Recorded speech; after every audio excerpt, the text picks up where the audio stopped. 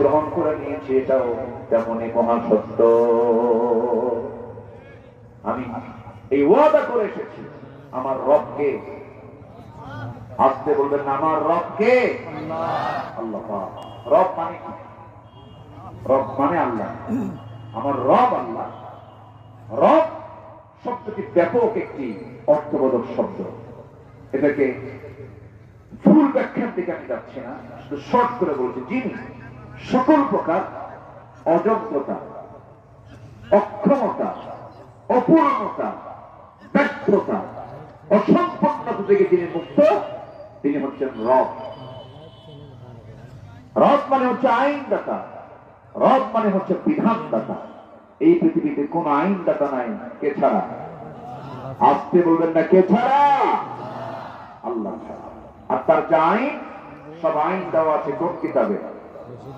কোন কিতাবে দেওয়া আছে?